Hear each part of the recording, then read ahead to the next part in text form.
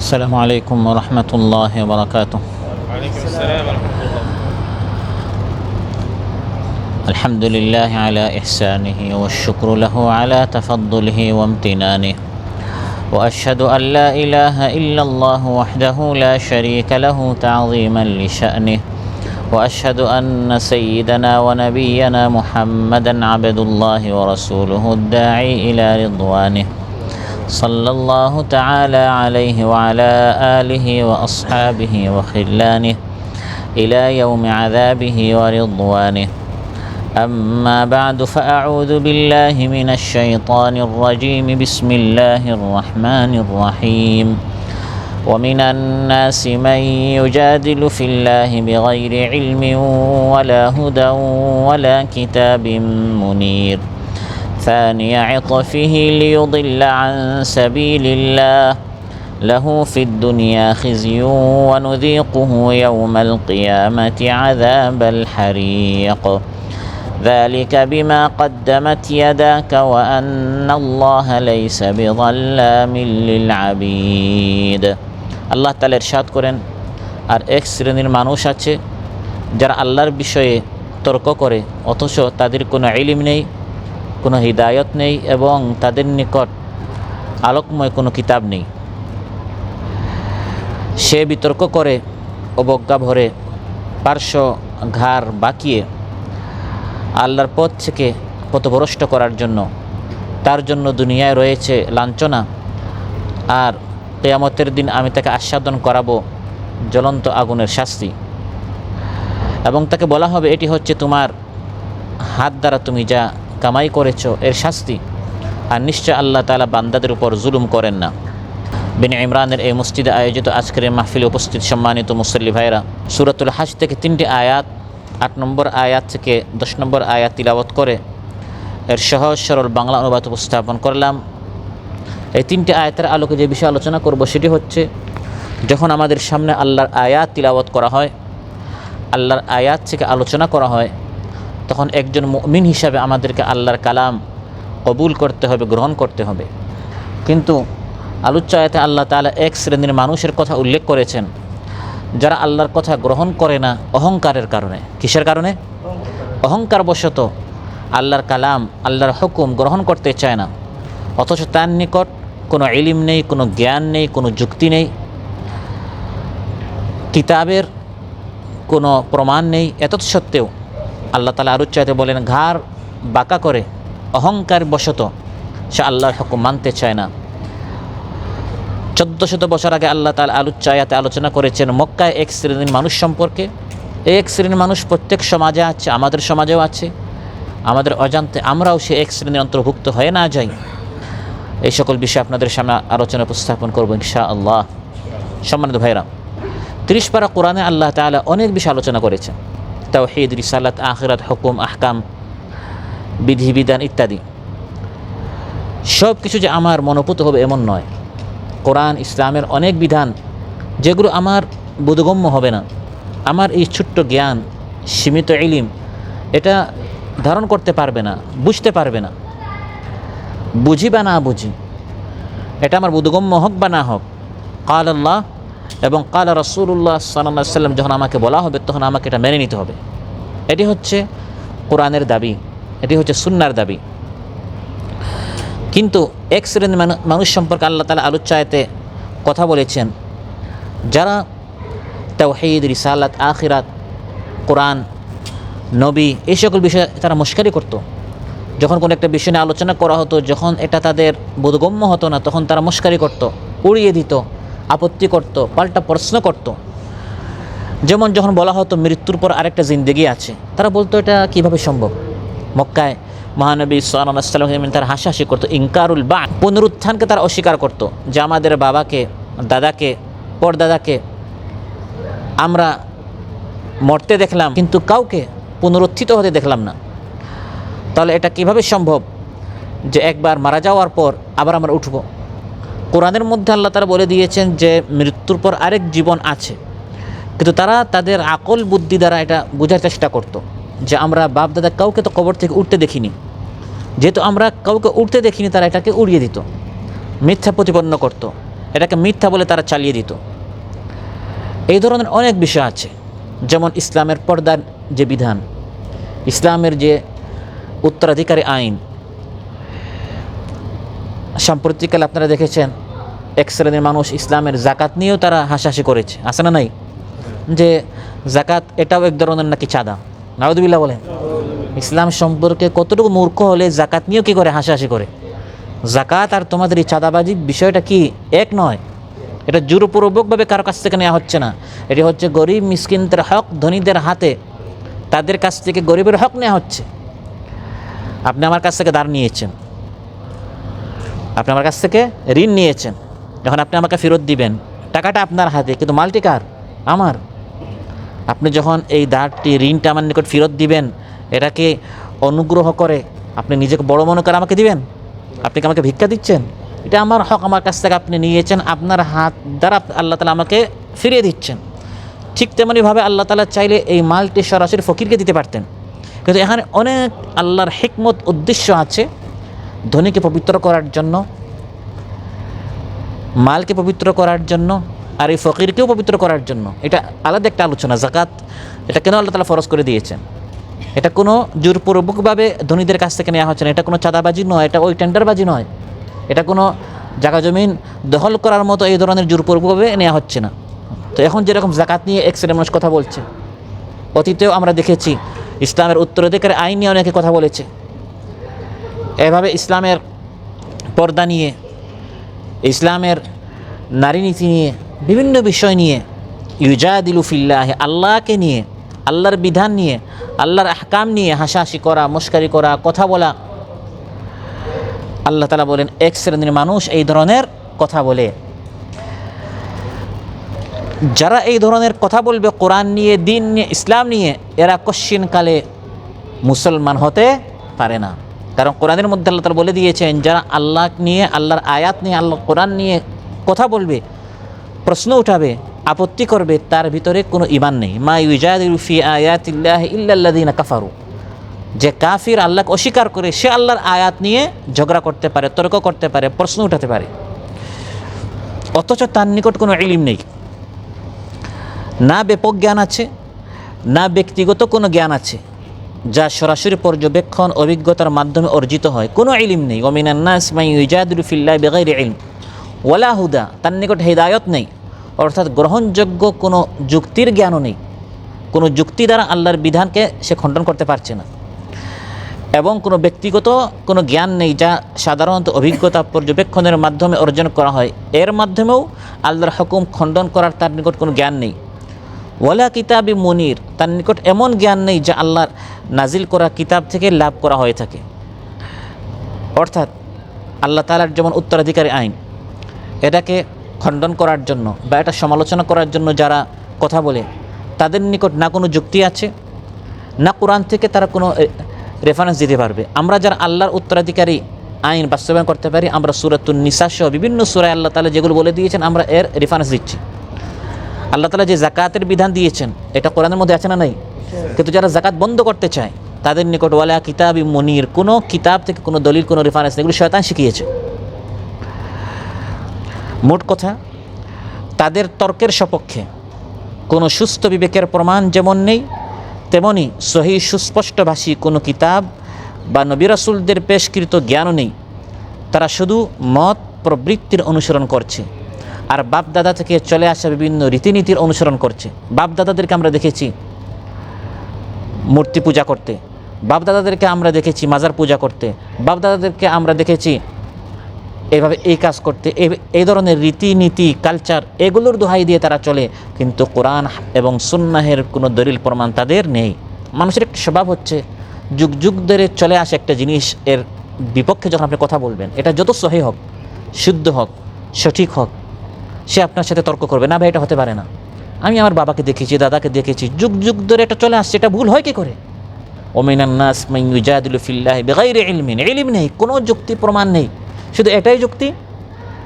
ফালা তাকু ফি মিরয়াতিম মিম্মা ইয়াবুদু হাউলাই মা ইয়াবুদুনা ইল্লা কামা ইয়াবুদু আবাউহুম মিন ক্বাবল وإنا لموفوهم نصيبهم غير منقوص। আল্লাহ তাআলা বলেন তারা যে মিথ্যা এই বিষয়ে আপনাদের কোনো সন্দেহ না থাকে, আপনার যে সত্যের উপর কোনো সন্দেহ না থাকে, আপনার সত্য তারা মিথ্যা। আপনার নিকট কোরআন আছে, দলিল আছে, প্রমাণ আছে, আর তাদের নিকট কি আছে? বাপ দাদা আছে। বলে আমি আমার বাবাকে দেখেছি, দাদাকে দেখেছি, সবাইকে দেখেছি মাজারে যেতে, সবাইরে দেখেছি পীরের সামনে মাথা নত করতে, সবাইকে দেখেছি মাজারে গিয়ে জানোয়ার পশু জবাই করতে, মান্নত করতে, সবাই, এই সবাইটা দলিল। বাপ দাদা হচ্ছে দলিল। সমাজে যে রীতিনীতি চলছে এটাই দলিল। এগুলো যদি রীতিনীতি হতো তাহলে এই কথা আবু জাহেল বলতো, আবু লাহাব সে একই কথা বলতো যে সমাজের সবাই করছে, হে মুহাম্মদ তুমি নতুন কথা নিয়ে আসলে, লা ইলাহা ইল্লাল্লাহ, বাপ দাদা সবাইকে দেখলাম মূর্তি পূজা করতে, তুমি নতুন একটি কথা নিয়ে আসলে, আজআলাল আলিহাতা ইলাহা ওয়াহিদা, অসংখ্য ইলাহকে তুমি এক ইলাহ বানিয়ে দিলে, তাহলে তুমি সঠিক না আমাদের বাবা দাদারা সঠিক? আমাদের বাবা দাদা কি এগুলো বুঝলো না? এই একই যুক্তি তারা দিয়েছে। আল্লাহ তাআলা বলেন যখন তাকে আহ্বান করা হয় তখন সে এই ধরনের কথা বলে, অথচ তার নিকট কোনো ইলম নেই, কোনো যুক্তি নেই, কোনো প্রমাণ নেই, স্পষ্ট কিতাবের কোনো দলিল প্রমাণ নেই, শুধু ঝগড়া করে, শুধু কথা বলে। বা বাপ দাদারও কোনো কালচার নাই, কোনো রীতিনীতি নেই, সে তার মন মতো চলতে চায়। যেমন সে বিশাল সুদের কারোবার করে সে টাকা পয়সার মালিক হয়েছে। এখন যখন আপনি তার সামনে বলবেন যে ভাই সূরাতুল বাকারার অমুক নম্বর আয়াতে আল্লাহ তাআলা সুদ নিষেধ করেছেন, এখন তার সামনে দুটি রাস্তা, সুদ বর্জন করে আল্লাহর হুকুম মেনে নিতে হবে, বা সে তার মন মতো চলবে, প্রবৃত্তির অনুসরণ করবে, আল্লাহর হুকুম মানবে না। এখন এটা তো সে বলতে পারে না যে এটা আল্লাহর হুকুম আমি মানব না। এখন সে ঘুরায় পেঁচায় বলবে ভাই এটা তো সুদ না, এটা হচ্ছে ব্যাংকিং ইন্টারেস্ট, এটা হচ্ছে বেনিফিট। বর্তমান আধুনিক বিভিন্ন পরিভাষা দিয়ে সে চেষ্টা করবে এটাকে পরিবর্তন করে ফেলতে। এগুলো হচ্ছে কিনা আমাদের সমাজে? ভাই এটা তো ঘুষ নয়, সে ঘুষ নয়, এটা আমাকে হাদিয়া বকশিশ দিয়েছে, এটা বকশিশ। নাম চেঞ্জ করে করে আল্লাহর বিধানকে চেঞ্জ করতে চাইবে, পরিবর্তন করতে চাইবে। সে আসলে তার নিকট কোনো কিতাবের দলিল নেই, কোনো যুক্তি নেই, বাপদাদা থেকে চলে আসা কোনো রীতিনীতিও না, বরং সে তার মনের প্রবৃত্তির অনুসরণ করছে। এবং এই শ্রেণীর মানুষ সম্পর্কে কোরআনের মধ্যে আল্লাহ তাআলা বলেছেন, আরাআইতা মান ইত্তাখাযা ইলাহাহু হাওয়াহু আফাআনতা তাকুনু আলাইহি ওয়াকিলা। সেই এক শ্রেণীর মানুষকে তুমি দেখেছো যারা ইলাহ মাবুদ বানিয়েছে তাদের হাওয়া, তাদের প্রবৃত্তিকে, মনকে। মন যেটা করতে বলে সেটা তারা করে। মন বলছে সুদ নিতে সুদ নিচ্ছে, ঘুষ নিতে ঘুষ নিতে, জায়গা জমি দখল করতে দখল করে ফেলছে, এটা হালাল না হারাম, বৈধ কে অবৈধ সেটা পরোয়া করে না। আপনি যত দলিল প্রমাণ পেশ করেন সেটা গ্রহণ করবে না, বরং আপনি যখন দলিল প্রমাণ পেশ করবেন সে অহংকারী করবে। সানিয়া ইতফিহি লিয়ুদিল্লা আন সাবিলিল্লাহ। আল্লাহ তাআলা বলেন আপনি যখন তার সামনে কোরআন থেকে আলোচনা পেশ করবেন, বুঝাবেন, নসিহত করবেন, তখন সে কি করবে? অবজ্ঞা ভরে সে বিতর্ক করে, পার্শ্ব বাঁকিয়ে, ঘাড় বাঁকিয়ে সে অহংকারী করে, কোরআন সুন্নাহ মানতে চায় না, তুচ্ছ তাচ্ছিল্য করবে। এই হুজুরদের দ্বারা কি কিছু হবে? এরা কি দিন প্রতিষ্ঠা করতে পারবে? এরা কি দেশ চালাতে পারবে? অবজ্ঞা করে, মস্কারি করে, আল্লাহর বিধান নিয়ে মস্কারি করে। সানিয়া ইতফি, ঘাড় বাঁকা করে। এর বেশ কয়েকটা তাফসীর আছে। একটা হচ্ছে যখন তার সামনে কোরআন সুন্নাহ থেকে আলোচনা করা হয় তখন সে জিদ এবং হটকারিতা করে। এর আরেক তাফসীর হচ্ছে যখন তার সামনে কোরআন সুন্নাহ থেকে আলোচনা করা হয় সানিয়া ইতফি, তখন সে অহংকারী করে, আত্মম্ভরিতা করে। এর আরেক তাফসীর হচ্ছে যখন তার সামনে কোরআন সুন্নাহ থেকে আলোচনা করা হয়, যে ব্যক্তি তাকে বুঝায়, উপদেশ দেয়, সে তার কথায় কর্ণপাত করে না, সে তার কথা শুনতেই চায় না, বরং ঘাড় বাঁকি সে চলে যায়। এখানে এই সব অর্থগুলো হতে পারে। অর্থাৎ হকের দিকে যখন তাকে আহ্বান করা হয় সে মুখ ফিরিয়ে চলে যায়, ঘাড় বাঁকা করে সে চলে যায়। হকের প্রতি যখন তাকে আহ্বান করা হয় অহংকার বশত সে বিমুখ হয়ে চলে যায়। আল্লাহ তাআলা আমাদের সবাইকে হেফাজ করুন। আমিন। আল্লাহর কালাম থেকে যখন আলোচনা করা হয় তখন এই আলোচনা শুনতে হবে, গ্রহণ করতে হবে। আমার মধ্যে যদি এই ত্রুটি থাকে পবিত্র হওয়ার চেষ্টা করতে হবে। ঘাড় বাঁকা করে চলে যাওয়া, এই দোষ আমার মধ্যে আছে, এখন যদি আমি এটা মেনে নেই আমি ছোটো হয়ে যাব। আমার সামনে যে আলোচনা করা হচ্ছে এটা তো আল্লাহর কালাম থেকে আলোচনা করা হচ্ছে, যে আলোচনা করছে এটা তার নিজের কোনো কথা নয়। আমি যদি এই কথা মেনে নিই আমি তো তার কথা মানছি না, আমি কার কথা মানছি? আল্লাহর কথা। আর যদি যে আলোচনা হচ্ছে এই আলোচনা মানলে আমি ছোটো হয়ে যাব, তাহলে তো এই কোনো আলোচনার কোনো দরকারই নেই। কারণ এই সব আলোচনার উদ্দেশ্য হচ্ছে আমাদের মধ্যে কী ভুল ত্রুটি আছে এগুলো থেকে মুক্ত হওয়ার চেষ্টা করা, পবিত্র হওয়ার চেষ্টা করা। এখন পবিত্র হয়ে গেলে যদি আমি ছোটো হয়ে গেলাম, তাহলে তো এই মাহফিলের কোনো উদ্দেশ্য পূরণ হবে না। কারণ এই সকল মাহফিল থেকে আমরা কোনো না কোনো একটা জিনিস শিখব আর নিজেকে এই ভুল ত্রুটি থেকে পবিত্র করার চেষ্টা করব। কোরআনের মধ্যে আল্লাহ তাআলা বলছেন যে এক শ্রেণীর মানুষ আছে, যখন তাদেরকে বলা হবে আসো আসো আল্লাহর বিধানের দিকে, রাসূল সাল্লাল্লাহু আলাইহি ওয়াসাল্লাম সুন্নাহের দিকে, তখন ঘাড় বাঁকিয়ে চলে যায়, অহংকারী করে, না এটা মানা যাবে না, পিছনের দিকে চলে যাব, মধ্যযুগের দিকে চলে যাব, আমরা রক্ষণশীল হয়ে যাব, মৌলবাদ হয়ে যাব, উগ্রবাদ হয়ে যাব, এই সকল কথা বলে। আমাদেরকে প্রগতিশীল হতে হবে, যুগের তালে চলতে হবে, কোরআন সুন্নাহর এই সকল বিধান মেনে ওই পিছনের দিকে চলা যাবে না। নাউযুবিল্লাহ। কাফির মুশরিকরা তো বলেই, মুসলমানদের জবান দিয়ে আজ কাফির মুশরিকরা এই সকল কথা বের করাচ্ছে। পর্দা করা যাবে না, পর্দার নীতি চালু করা যাবে না, ইসলামী শিক্ষা নীতি চালু করা যাবে না, ইসলামী রাজনীতি বন্ধ করে দিতে হবে, ইসলামী অর্থনীতি বন্ধ করে দিতে হবে, ইসলামী মিডিয়া, ইসলামী ভার্সিটি, ইসলামী সমাজনীতি এগুলো চালু করা যাবে না। এগুলো চালু করলে আমরা অনেক পিছনের দিকে চলে যাব। তুমি কত বড় একটি ভূখণ্ডের মালিক হয়েছ, এই সকল মোল্লা হুজুরেরা অর্ধেকটা পৃথিবী তারা পরিচালনা করেছে। সুবহানাল্লাহ। একটি গাছের নিচে একা ঘুমিয়েছিলেন হযরত ওমর রাদিয়াল্লাহু আনহু, আর পরিচালনা করেছিলেন গোটা বিশ্ব। তিনি একজন হুজুর ছিলেন, তাদের পরিভাষায় তারা যেটাকে মোল্লা বলে, মৌলানা বলে, হুজুর বলে তার তুচ্ছ তাচ্ছিল্য করে এই ধরনের একজন আলিম ছিলেন। কিন্তু গোটা সমাজ থেকে অশান্তি দূর হয়েছে, চাঁদাবাজি দূর হয়েছে, সন্ত্রাস দূর হয়েছে, দারিদ্রতা দূর হয়েছে, প্রত্যেকে তার হক ফিরে পেয়েছে। আর ওমর রাদিয়াল্লাহু আনহু আমিরুল মুমিনিন খলিফাতুল মুসলিমিন বিশাল প্রাসাদে বসবাস করেছেন তা নয়, বরং একা একই ঘুমাচ্ছেন, একটি ইট তারা মাথায় রেখে একটি গাছের নিচে নির্জনে। সুবহানাল্লাহ। আল্লাহর এই কোরআনের নীতি মানলে এই ধরনের একটি সমাজ ব্যবস্থা, রাষ্ট্র ব্যবস্থা গোটা পৃথিবীবাসী দেখতে পারবে।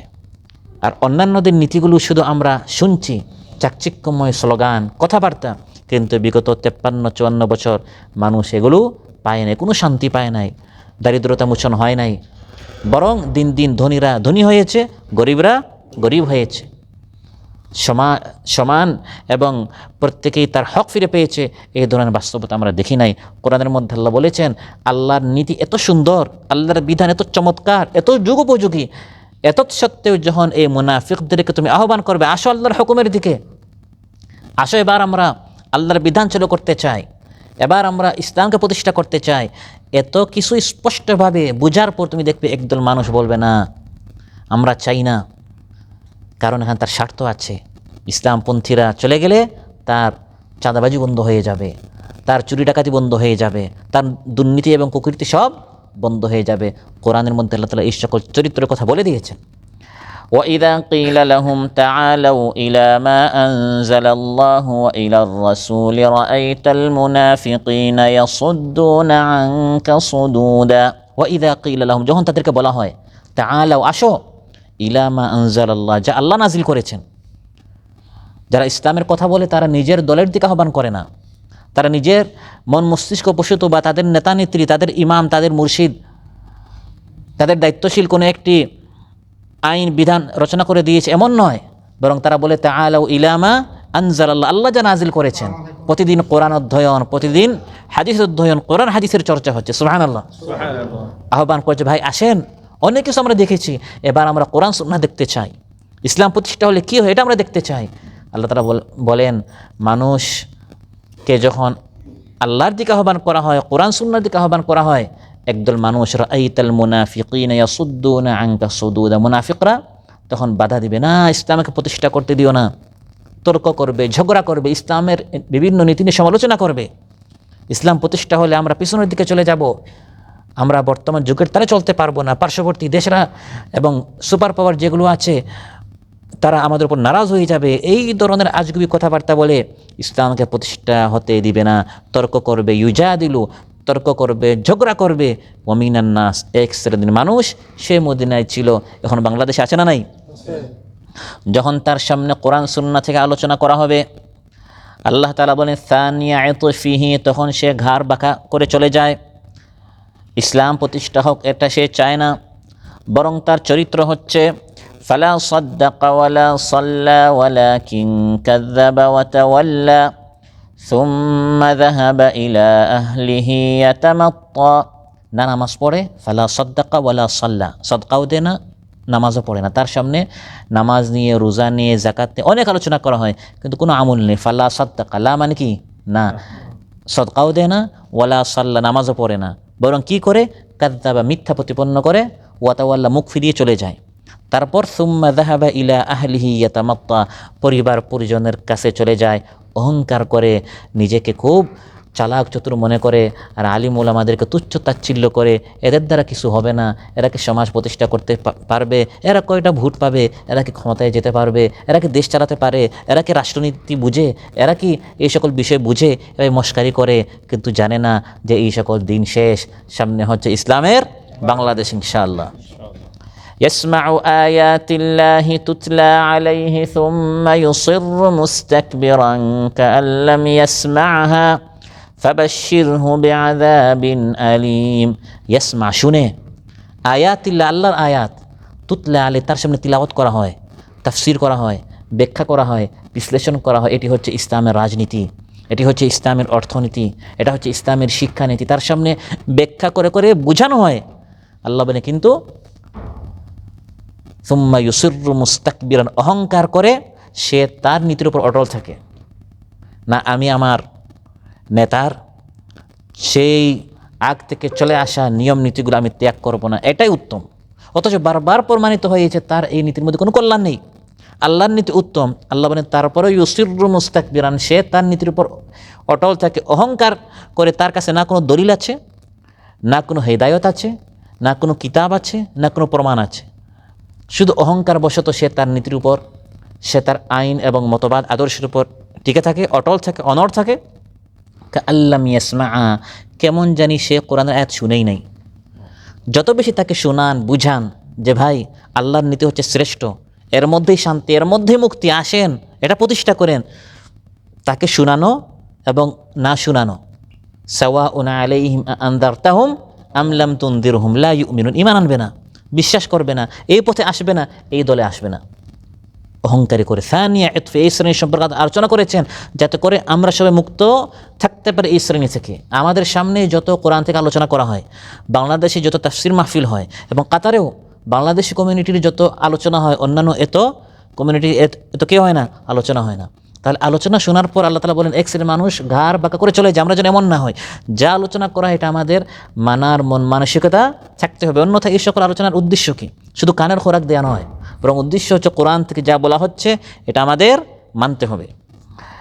তারপর আল্লাহ তাআলা বলেন একদল মানুষকে যখন আল্লাহ তাআলা কোনো নিয়ামত দান করেন, ওয়াইদা আনআমনা আলাল ইনসানি আরাদা ওয়া নাআ বিজানিবিহি ওয়াইদা মাসসাহুশ শাররু কানা ইয়াউসা, একদল মানুষের প্রতি যখন আমি অনুগ্রহ করি, দয়া করি, মুখ ফিরিয়ে নে, অহংকারে সে দূরে সরে যায়, আমি তাকে দিলাম, স্বাস্থ্য দিলাম, সন্তান দিলাম, গাড়ি দিলাম, বাড়ি দিলাম, চাকরি দিলাম, লাইসেন্স দিলাম, চাকরিতে প্রমোশন করিয়ে দিলাম, এখন কি মুখ ফিরিয়ে চলে যায়, এখন আর মসজিদে যাওয়ার সময় নাই। আরাদা ওয়া নাআ বিজানিবিহি, আগে পুরা দিন মসজিদে পড়ে থাকতো, মসজিদের ইমাম সাহেব, মুয়াজ্জিন সাহেব এসে জায়গা পেতেন না, এত নফল নামাজ পড়ে, এত তাহাজ্জুদ, এরকম মানুষ আছে না নাই? লাইসেন্স পাওয়ার আগে, চাকরি পাওয়ার আগে এত নামাজ, এত জিকির। আল্লাহ কোরআনের মধ্যে বলেন এই অহংকারী লোকটা কেমন, ওয়াইদা আনআমনা আলাল ইনসান, এই ইনসান, এই মানুষের উপর যখন আমি অনুগ্রহ করে, এতদিন সে দোয়া করেছে হে আল্লাহ পরীক্ষা যেন আমি পাশ করে ফেলি, আমি তাকে লাইসেন্সের টেস্টে পাশ করে দিলাম। হে আল্লাহ একটা চাকরি, কাতারে অনেক কষ্ট করে এসেছি, 4-5 লক্ষ টাকা খরচ করে চাকরিটা যেন আমি পেয়ে ফেলি, ওয়াইদা আনআমনা আলাল ইনসান, দয়া করে যখন আমি তাকে চাকরিটা দিয়ে দিই। হে আল্লাহ অনেক কষ্ট করে আমি এই ব্যবসায় ধরেছি, মানে ব্যবসা যেন আমার উন্নতি হয়, আমি যখন তার এই ব্যবসায় সফলতা দিয়ে দেই, এখন কি করে, আরাদা ওয়া নাআ বিজানিবিহি, মাহফিল তো দূরে থাক, দিনে বৈঠকে তো বসার সময় নাই, ফরজ নামাজ পড়ার কি নাই, সময় নাই। আরাদা ওয়া নাআ বিজানিবিহি, মুখ ফিরিয়ে চলে যায়, অহংকার করে চলে যায়। যখন আপনি বলবেন যে ভাই আজকে এসার পরে মাহফিল আছে, আরে ভাই আমি কি কাতারে আসছি মাহফিল করতে, এখন আমার এগুলো সময় নাই, কাতারে 5-10 বছর হালাল হারাম ভালো করে যা পাই সব কী করবো, ইনকাম করব, দেশে গিয়ে আমি ইতিকাফ করব, আমরা হজ করে একবার আল্লাহর ওলি হয়ে। কয়েক বছর আগে, কয়েক মাস আগে, কয়েকদিন আগে আল্লাহর সাথে ওয়াদা করেছেন, হে আল্লাহ শুধু চাকরিটা হয়ে যাক, কোনো নামাজ কাজা করব না, একবারে সত্যবাদী হব, হে আল্লাহ আপনার প্রিয় বান্দা হব, এখন সব ওয়াদা ভুলে যায়। নফল সুন্নতবাদ ফরজ নামাজের এখন তার কি নেই, সময় নেই। আগে ওয়াদা করেছিল হে আল্লাহ আমি কোরআন শিখবো, এখন কোরআন শেখা তো দূরে থাক, ফরজ যে কোরআন তিলাওয়াত নামাজের ওই নামাজের তার কি নেই, সময় নেই। এই ধরনের যারা আল্লাহর সাথে আচরণ করে এটি হচ্ছে নিয়ামত থেকে দ্রুত বঞ্চিত হওয়ার আলামত। কারণ আল্লাহ তাআলা নিয়ামত বাড়িয়ে দেন, লা ইন শাকারতুম লা আযীদান্নাকুম, শুকরিয়া আদায় করে নিয়ামত বাড়িয়ে দেন। আর শুকরিয়া না করে যখন বান্দা ঘাড় বাঁকা করে অহংকারী করে চলে যায়, ফেস চেঞ্জ হয়ে যায়, এটি চিহ্ন, এটি আলামত, এটি নিশানা। অতি দ্রুত আপনি ওই সফলতার উচ্চতা থেকে অতি শীঘ্রই আপনি একবারে নিচে পতিত হবেন, ধ্বংস হবেন, শেষ হয়ে যাবেন। আল্লাহ তাআলা বলেন এক শ্রেণীর মানুষের সামনে যখন এভাবে কোরআন থেকে আলোচনা করা হয় মানে না, তার কাছে কোনো দলিলই নেই, প্রমাণ নেই, যুক্তি নেই, কিন্তু মানবে না। কারণ চলে আসা যে সকল মতবাদ আছে ওটার উপর সে অটল থাকবে। লিয়ুদিল্লা আন সাবিলিল্লাহ ফানি আতফিহি লিয়ুদিল্লা আন সাবিলিল্লাহ, ঘাড় বাঁকা করে চলে, নিজেও পথভ্রষ্ট, অন্যান্যদেরকে পথভ্রষ্ট করতে চায়। আমাদের সমাজে এক শ্রেণীর নেতা নেত্রী আছে, সে মনে প্রাণে জানে ইসলামপন্থীরা কোরআনওয়ালারা যে নীতির কথা বলে এটা সত্য, সে মনে প্রাণে জানে, এবং আবু জাহেলও সেটা জানতো। তাফসীর ইবনে কাসিরে এসেছে রাসূল সাল্লাল্লাহু আলাইহি সাল্লাম রাতে যখন কোরআন তিলাওয়াত করতেন, দিনে দুপুরে সকালে সবার সামনে যারা নেতৃত্ব দিত মহানবী সাল্লাল্লাহু আলাইহি সাল্লামের বিরোধিতায়, সেই আবু জাহাল, সেই উতবা, সেই শাইবা, রাতের আধারে যখন সবাই ঘুমিয়ে যেত, তারা মহানবী সাল্লাল্লাহু আলাইহি সাল্লামের ঘরের দেয়ালে কান পেতে তারা তিলাওয়াত শুনতো। এটা কেন? তারা মনে প্রাণে জানতো আমরা নিজের গদির জন্য, আবু জাহেল নিজের গদির জন্য মহানবী সাল্লাল্লাহু আলাইহি ওয়াসাল্লাম বিরোধিতা করতো, কিন্তু মনে প্রাণে জানতো এই কোরআনের মতো উত্তম কালাম আর হতে, আমি আবু জাহেলের কাছে কোনো কালাম নাই তো, উতবার কাছে, শেবার কাছে কোনো কালাম, কোনো কোরআন নেই। কোরআন শুনতে হলে মহানবী সাল্লাল্লাহু আলাইহি সাল্লামের সে কালামটাকে শুনতে হবে। এজন্য তারা নিজেদের নীতির উপর অটল থাকে, হঠকারিতার জন্য, গদির মোহাব্বতে মনে প্রাণে জানতো মহানবী সাল্লাল্লাহু আলাইহি ওয়াসাল্লাম যা বলছেন সব সত্য। হিজরতের রাতে মহানবী সাল্লাল্লাহু আলাইহি ওয়াসাল্লাম যখন হিজরত করেন, তার বিছানায় রেখে গেলেন তারা চাচাতো ভাই আলী রাদিয়াল্লাহু আনহুকে। কেন? যাতে করে আর আলী রাদিয়াল্লাহু আনহু এই কাফির মুশরিকদের আমানতটি তাদের নিকট ফিরিয়ে দেন, তারপর তিনি মদিনায় হিজরত করেন। এই আমানতটি কাদের ছিল? যে সকল কাফির মুশরিকরা মহানবী সাল্লাল্লাহু আলাইহি সাল্লামের ঘর ঘেরাও করেছে, তার প্রাণের শত্রু, তাকে হত্যা করার জন্য এই কাফির মুশরিকরা আমানতটা রেখেছিল কার নিকট? রাসূল সাল্লাল্লাহু আলাইহি সাল্লামের নিকট। আমি আপনি হলে বলতাম আমার ঘর ঘেরাও করেছ, আমানত শুদ্ধ আমরা নিয়ে আমরা চলে যেতাম, এবং ঘুরাইয়া পেছায় এটাকে হালাল করানোর সিস্টেম আছে যে ভাই তারা আমাকে মারতে আসছে, ভালো করে শিক্ষা দিই। এটা বিভিন্ন মুফতি পাওয়া যাবে যেটাকে ঘুরে পেছায় এই মালটা কি বানানো যায়, জায়েজ বানানো যায়। কিন্তু চিন্তার বিষয় হচ্ছে যে সকল প্রাণের শত্রু আবু জাহেল, আবু লাহাব ইত্যাদি যারা ঘর ঘেরাও করলো, আবু জাহেল তার মাল আবু লাহাবকে দেয় নাই, কারণ সে জানে আমিও চাঁদাবাজ, ওটাও আরও বড় চাঁদাবাজ। উতবা তার মাল শাইবাকে দেয় নাই, কারণ সে জানে আমি যেরকম আমানত খেয়ে ফেলি, আমারটা আবার সে খেয়ে ফেলবে। সবাই ঘুরে ফিরে নিজের আমানত রাখতো রাসূলুল্লাহ সাল্লাল্লাহু আলাইহি ওয়াসাল্লামের নিকট। মহানবী সাল্লাল্লাহু আলাইহি ওয়াসাল্লাম উত্তম চরিত্রের সর্বোচ্চ শিখরে প্রতিষ্ঠিত ছিলেন। হিজরতের রাতে আলী রাদিয়াল্লাহু আনহুকে তিনি তার বিছানায় রেখে গেলেন, হ্যাঁ আলী আমি চলে যাচ্ছি, যারা আমার ঘর ঘেরাও করেছে এই প্রাণের শত্রু তাদের আমানতটি তাদের নিকট ফিরিয়ে দিবে। সুবহানাল্লাহ। তাহলে আমি যেটা বোঝাতে চাচ্ছি, আল্লাহ তাআলা বলেন যে এক শ্রেণীর মানুষ ইউজাদিলু, তর্ক বিতর্ক করবে কোরআন নিয়ে, দিন নিয়ে, কিন্তু মনে প্রাণে সে জানবে আপনারটা সত্য, বিরোধিতা করেই যাবে শুধু এই জন্য, কারণ আপনারটা গ্রহণ করলে আমার সুদ বন্ধ হয়ে যাবে, আমার ঘুষ বন্ধ হয়ে যাবে, আমি যে বিভিন্ন জায়গা দখল করেছি, আমার চাঁদাবাজি ইত্যাদি সব কি হয়ে যাবে, বন্ধ হয়ে যাবে। সে শুধু এই জন্য বিরোধিতা করছে লিয়ুদিল্লা আন সাবিলিল্লাহ, নিজেও গুমরা, তার কর্মীদেরকে গুমরা করছে, নিজেও পথভ্রষ্ট, তার কর্মীদেরকে পথভ্রষ্ট করছে। আল্লাহ তাআলা বলেন এই ধরনের অহংকারী যারা সব জানে, সব বুঝে যে ইসলামের মধ্যেই শান্তি, কোরআনের মধ্যেই শান্তি, এরপরও যারা মানে না, এই অহংকারীদের জন্য দুনিয়াতেও লাঞ্ছনা এবং আখিরাতে পরকালে তার জন্য কঠিন শাস্তি রয়েছে। লাহু ফিদ দুনিয়া খিজিয়ু ওয়া নুযীকুহু ইয়াওমাল কিয়ামাতি আযাবাল হারিক। দুনিয়াতে তার জন্য লাঞ্ছনা রয়েছে, দুনিয়াতে সে অপমানিত হবে, দুনিয়াতে সে সম্মান পাবে না, অহংকারী করবে, আমার হুকুম মানবে না। আখিরাত তো পরে, দুনিয়াতেই এই অহংকারীর শাস্তি হচ্ছে, দুনিয়াতে সে কি হবে, লাঞ্ছিত হবে, অপমানিত হবে। যে অহংকারী সে নিজেকে বড় মনে করে, সম্মানিত মনে করে, আসলে সম্মানিত নয়, সে অপমানিত হবে। এজন্য আল্লাহর নিকট দোয়া করতে হবে, হে আল্লাহ ইজআলনি ফি আইনি সগীরা ও ফি আয়ুনিন নাসি কাবীরা, আমাকে আমার চোখে ছোট করো, মানুষের চোখে বড় করো। তুমি যাকে বড় বলো বড় সেই নয়, লোকে যাকে বড় বলে বড় সেই হয়। আপনি যদি নিজে নিজেও বড় মনে করেন, যে নিজেকে সবসময় বড় মনে করে, মানুষ তাকে ছোট মনে করে। অতএব যারা অহংকারী করে, দিন মানে না, কোরআন মানে না, আল্লাহ তাআলা বলেন লাহু ফিদ দুনিয়া খিজিয়ুন, দুনিয়াতে আমি তাকে লাঞ্ছিত অপমানিত করব। ওয়া নুযীকুহু ইয়াওমাল কিয়ামাতি আযাবাল হারিক, এবং অহংকারী করে আমার দিন না মানার কারণে, কোরআন না মানার কারণে কিয়ামতের দিন আমি তাকে জ্বলন্ত আগুন, শাস্তি এর স্বাদ আমি তাকে আস্বাদন করাবো। অতএব যারা অহংকারী করবে, পরকালে তাদের জন্য জাহান্নামের জ্বলন্ত আগুন অপেক্ষা করছে, নাউযুবিল্লাহ। প্রিয় ভাইরা, অহংকারীর শাস্তি হচ্ছে জাহান্নামে যাওয়া। বিশেষ করে যারা অহংকারী করে কোরআন মানবে না, দিন মানবে না। একটা হচ্ছে মানুষের ওপর অহংকারী করা, আর আরেকটা হচ্ছে আল্লাহর কালাম না মানা। যারা দিনের কথা বলে তাদেরকে তুচ্ছ তাচ্ছিল্য করা, তাদেরকে ছোটো মনে করা, তাদেরকে বেওকুফ মনে করা, নির্বোধ মনে করা, আর নিজেকে অনেক চতুর চালাক মনে করা, এটি হচ্ছে সবচেয়ে বড় অহংকারী। হাদিসের মধ্যে মহানবী সাল্লাল্লাহু আলাইহি ওয়াসাল্লাম ইরশাদ করেন, বুখারী মুসলিমে এসেছে, আল্লাহ উখবিরুকুম বিআহলিন নার, জাহান্নামীকে আমি তোমাদেরকে বলে দিব না? কুল্লু উতুল্লিন জাওয়াদিন মুস্তাকবির, যারা অহংকারী, যারা দাম্ভিক, এই সকল লোকদেরকে দিয়ে আল্লাহ তাআলা জাহান্নামকে ভরে দিবেন, নাউযুবিল্লাহ। কোনো অহংকারী ব্যক্তি জান্নাতে যেতে পারবে না, জান্নাতের ঘ্রাণও পাবে না। قال رسول الله صلى الله عليه وسلم لا يدخل الجنة من كان في قلبه مثقال ذرة من كبر, যার অন্তরে সরিষার দানা বরাবর অহংকারী থাকবে, এই ব্যক্তি জান্নাতে যেতে পারবে না। অনেক অহংকারী নয়, সরিষার দানা বরাবর, এই ব্যক্তি জান্নাতে যেতে পারবে না। প্রশ্ন করা হলো, ইয়া রাসূলুল্লাহ ইন্নার রাজুলা ইউহিব্বু আন ইয়াকুনা সাওবুহু হাসানান ওয়া না'লুহু হাসানা, প্রত্যেকে তো এটা পছন্দ করে যে তার কাপড়টা সুন্দর হোক, জুতা একটু সুন্দর হোক, ভালো হোক।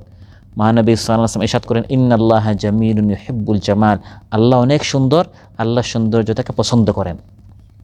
ভালো সুন্দর কাপড় পরিধান করে এটা অহংকারী নয়, ভালো সুন্দর জুতা পরিধান করে এটা অহংকারী নয়। অহংকারী হচ্ছে আল কিবরু বাতরুল হাক্কি ওয়া গামতুন নাস, সত্যকে প্রত্যাখ্যান করা, মানুষকে তুচ্ছ তাচ্ছিল্য করা। সত্য আপনার সামনে দিবালোকের মতো স্পষ্ট হওয়ার পর না মানা, কারণ এটা মানলে আমি ছোটো হয়ে যাব, এটা মানলে আমার কথা আর থাকবে না, এটা মানলে মানুষ বলবে এই যে ভুল স্বীকার করে ফেলেছে। জেনে শুনে যে ব্যক্তি সত্য প্রত্যাখ্যান করে, এটা হচ্ছে অহংকারী। ওয়া গামতুন নাস, মানুষকে তুচ্ছ তাচ্ছিল্য করা। একসাথে দুইজন কাজ করতো, একটু তার প্রমোশন হয়েছে, এখন সাথীদেরকে মানুষই মনে করে না, এরকম আছে না? নেই? ওয়া গামতুন নাস, মানুষকে তুচ্ছ তাচ্ছিল্য, ছোটো মনে করা, এটি হচ্ছে সবচেয়ে বড় অহংকারী। এই ধরনের মানুষ জান্নাতে যেতে পারবে না, বরং তাদেরকে উপর করে জাহান্নামে নিক্ষেপ করা হবে। যুকু আযাবাল হারিক, তাদেরকে জ্বলন্ত আগুন, ওয়া নুযীকুহু ইয়াওমাল কিয়ামাতি আযাবাল হারিক, কিয়ামতের দিন আমি তাকে জাহান্নামে জ্বলন্ত আগুনের শাস্তি আস্বাদন করাবো। মুসনাদ আহমদ এসেছে, ক্বালা রাসূলুল্লাহ সাল্লাল্লাহু আলাইহি ওয়াসাল্লাম মান কানা ফি কলবিহি মিসকালু হাববাতিন মিন খারদালিন মিন কিবরিন আকাব্বাহু আল্লাহু আলা ওয়াজহি ফিন্নার, যার অন্তরে যাররা বরাবর অহংকারী থাকবে, আল্লাহ তাআলা তার মুখ উপর করে জাহান্নামে নিক্ষেপ করবেন। এই অহংকার বিভিন্ন ধরনের। কেউ হাসিতে অহংকারী করে, এমনভাবে অট্ট হাসি। কেউ কথা বলতে অহংকারী করে, বেশি কঠিন ভাষায়, সাহিত্যিক ভাষায়। একটা হচ্ছে দিন পৌঁছানোর জন্য বলে, এটা ভিন্ন বিষয়। আর আরেকটা হচ্ছে নিজের বড়ত্ব বোঝানো, নিজের জ্ঞান জাহির করা, নিজেকে অনেক বড় মনে করা। কিছু অহংকারী হচ্ছে বসার অহংকারী, আশপাশে মানুষকে দূরে সরাই একটু। কিছু হচ্ছে হাঁটার অহংকারী, চলার সময়, বিচরণ করার সময় অহংকারের সাথে হাঁটা। লেনদেনে অহংকারী, বিভিন্ন ধরনের আলোচনার অহংকারী, বক্তব্যে অহংকারী। এই কোনো ধরনের অহংকারী করা যাবে না। অহংকারে প্রথম করেছিল ইবলিস, সব আমল নষ্ট হয়ে গেছে। কতটুকু আল্লাহর প্রিয় হলে, আল্লাহর কাছে হলে, আল্লাহ হুকুম করেছেন ফিরিস্তাদেরকে উসজুদু লি আদম, আদমের সামনে সাজদা করো। ওয়া ইয কুলনা লিল মালায়েকা, আল্লাহ বলেন আমি ফিরিস্তাদেরকে বলেছি। ওয়া ইয কুলনা লিল মালায়েকাতি ওয়া ইবলিস, আল্লাহ বলেন যে আমি ফেরেশতা এবং ইবলিসকে বলেছি। আল্লাহ কি বলেছেন? আমি শুধু। কিন্তু ইবলিসের মর্যাদা এত বেশি ছিল, সে সৃষ্টিগতভাবে ফিরিস্তা না হলে মানগতভাবে ফিরিস্তাদের ছিল। তার মান হয়ে গিয়েছিল কাদের? ফিরিস্তাদের। তার কোয়ালিটিটি ফেরেশতাদের মানে চলে গিয়েছিল, ফেরেশতাদেরকে হুকুম করা হয়েছে, সেও তাদের মধ্যে শামিল ছিল। একটা অহংকারী করেছে, সেটা হচ্ছে সে বলেছে আনা খায়রুম মিন, আমি উত্তম, আদমের সামনে আমি সাজদা করতে পারি না, আমি বড়, আমি শ্রেষ্ঠ, আমি উত্তম, আদম হীন, আদম তুচ্ছ, আদম ছোট, আদম নিচু। এই একবার অহংকারী করেছে, আল্লাহ বলেছে ফাখরুজ মিন, এখান থেকে বের হও, ফাহবিত মিনহা, এখান থেকে নিচে নামো। একটু উপরে যেতে চেয়েছে, আল্লাহ নিচে নামিয়ে দিলেন, চিরস্থায়ী জাহান্নামে বানিয়ে দিলেন। ফিরিস্তাদের মান থেকে রাজিম, মরদুদ, বিতাড়িত শয়তানের মানে চলে গেল, নাউযুবিল্লাহ। একবার অহংকারী করার কারণে।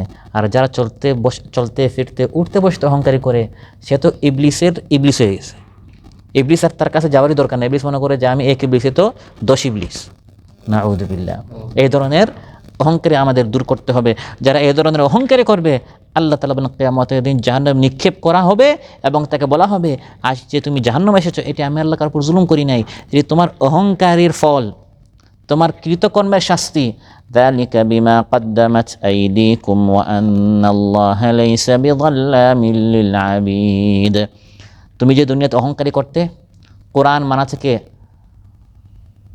তুমি অহংকারী করতে, দাম্ভিকতা করতে, দলিল প্রমাণ কিচ্ছু নেই, শুধু তর্ক বিতর্ক করতে, আমার দিনের বিষয়ে আপত্তি করতে, ঝগড়া করতে, এটি হচ্ছে এর ফল, এই শাস্তি। জাহান্নামে জ্বলন্ত আগুনে এখন তুমি নিক্ষিপ্ত হয়েছ। আমি আল্লাহ কার উপর জুলুম করি না, অন্যায়ভাবে আল্লাহ তাআলা কাউকে জাহান্নামে নিক্ষেপ করেন না, বরং আল্লাহ তাআলা আপ্রাণ চেষ্টা করেন বান্দাকে জাহান্নাম থেকে মুক্ত করে জান্নাতি বানানো। বান্দাটা তওবা করে ফেলে আল্লাহ মাফ করে দিতেন, তো তওবা করে নাই, দিন শুধু বাড়াবাড়ি করেছে, সীমা লঙ্ঘন করেছে। আল্লাহ সুবহানাহু ওয়া তাআলা আমাদের সবাইকে আলোচ্য বিষয়ের উপর আমল করার তৌফিক দান করুন। আমরা সবাই যেন আজকের এই আলোচ্য বিষয়ের উপর আমরা আমল করতে পারি, অহংকারী থেকে যেন আমরা মুক্ত থাকতে পারি। আল্লাহ তাআলা আমাদেরকে তার বিনয়ী বান্দাদের মধ্যে শামিল করুন, অহংকারী বান্দাদের থেকে আল্লাহ তাআলা আমাদের সবাইকে হেফাজত করুন। কোরআন থেকে, সুন্নাহ থেকে, দিন থেকে যখন যে আহ্বান করা হবে আমরা যেন সেটা মানতে পারি, বা কমপক্ষে মানার মন মানসিকতা যেন আমাদের তৈরি থাকে, মানার জন্য যেন আমরা সর্বাত্মক চেষ্টা করি, মেহনত করি। আল্লাহ তাআলা আমাদের সবাইকে তৌফিক দান করুন। আসসালামু আলাইকুম ওয়া রাহমাতুল্লাহি ওয়া বারাকাতুহু।